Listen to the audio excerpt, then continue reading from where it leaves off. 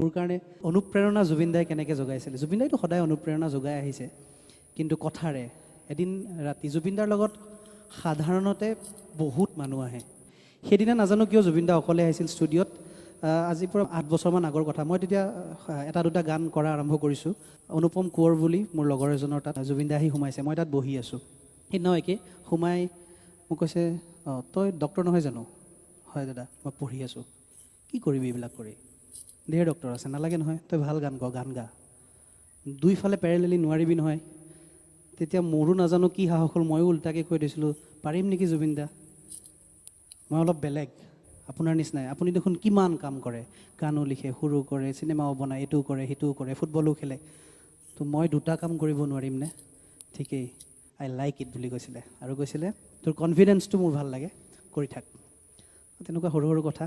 তেনেকৈ জুবিন দাই আমাৰ নিচিনা নতুন প্ৰজন্মৰ যিমানখিনি আমি ছিংগাৰ্ছ আছোঁ বা মিউজিচিয়ানছ আছোঁ, সকলোকে অনুপ্ৰেৰণা দিছিলে আগবাঢ়ি যাবলৈ। তেখেতৰ আদৰ্শলৈ আগবাঢ়ি গৈ আছোঁ।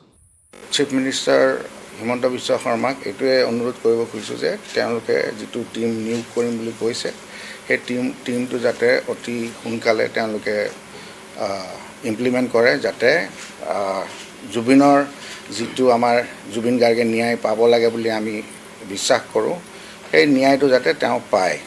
জুবিন গাৰ্গৰ লগত কাম কৰি অহা বা আমি একেলগে বহু বছৰ থকা হিচাপে ফ্ৰেণ্ডছ এণ্ড ফেমিলি, আমি চিফ মিনিষ্টাৰ হিমন্ত বিশ্ব শৰ্মাক এইটোৱে অনুৰোধ কৰিব খুজিছোঁ যে তেওঁলোকে যিটো টীম নিয়োগ কৰিম বুলি কৈছে, সেই টীমটো যাতে অতি সোনকালে তেওঁলোকে ইমপ্লিমেণ্ট কৰে, যাতে জুবিনৰ যিটো আমাৰ জুবিন গাৰ্গে ন্যায় পাব লাগে বুলি আমি বিশ্বাস কৰোঁ, সেই ন্যায়টো যাতে তেওঁ পায়। আৰু সেইটো কাৰণে আজি আপোনালোকক এনেকৈ মাতি আমি চিফ মিনিষ্টাৰক এটা আমাৰ ফালৰ পৰা এটা আবেদন জনাইছোঁ। সেইখিনিয়ে। চিফ মিনিষ্টাৰ হিমন্ত বিশ্ব শৰ্মাক এইটোৱে অনুৰোধ কৰিব খুজিছোঁ যে তেওঁলোকে যিটো টীম নিয়োগ কৰিম বুলি কৈছে, সেই টীমটো যাতে অতি সোনকালে তেওঁলোকে ইমপ্লিমেণ্ট কৰে, যাতে জুবিনৰ যিটো আমাৰ জুবিন গাৰ্গে ন্যায় পাব লাগে বুলি আমি বিশ্বাস কৰোঁ, সেই ন্যায়টো যাতে তেওঁ পায়।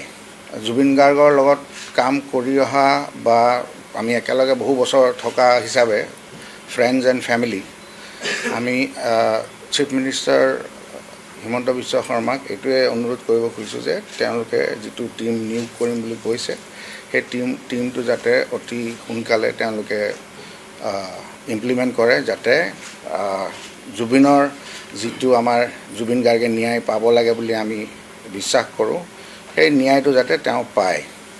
আৰু সেইটো কাৰণে আজি আপোনালোকক এনেকৈ মাতি আমি চিফ মিনিষ্টাৰক এটা আমাৰ ফালৰ পৰা এটা আবেদন জনাইছোঁ।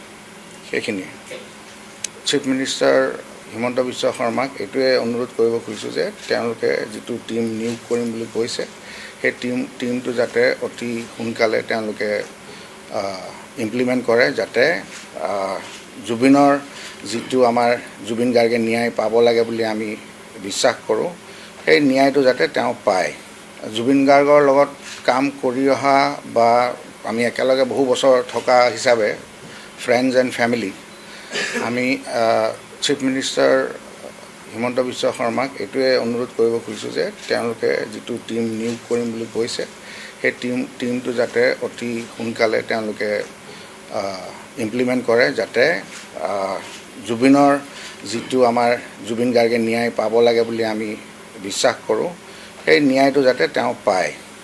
আৰু সেইটো কাৰণে আজি আপোনালোকক এনেকৈ মাতি আমি চিফ মিনিষ্টাৰক এটা আমাৰ ফালৰ পৰা এটা আচলতে গোটেইখিনিতো আমি মানে গোটেই উদং হৈছে আমাৰ সাংস্কৃতিক বৰপথাৰখন। আৰু জুবিন দাৰ অবিহনে আচলতে এতিয়া একো যেন ভাবিব পৰা নাই, এনেকুৱা এটা পৰিৱেশ হৈছে। তথাপিতো 4-5টা গান ৰেডি কৰিলোঁ এতিয়ালৈকে। নহ'লে এই সময়খিনিত মানে এনেকুৱা হয় যে আমি মানে কামৰ উজান উঠে বুলি কয়। কাৰণ কিয় ডিচেম্বৰ মাহত আমি নৱেম্বৰ মাহত আগতে বিহুসমূহ ৰিলিজ কৰোঁ। আৰু যিহেতু আমাৰ ভোগালী বিহু আহি আছে, 31 ডিচেম্বৰ আহি আছে, তাৰ প্ৰাকক্ষণত আমি বহুত গান গোটেই ছিংগাৰখিনিয়ে গান ৰিলিজ কৰে।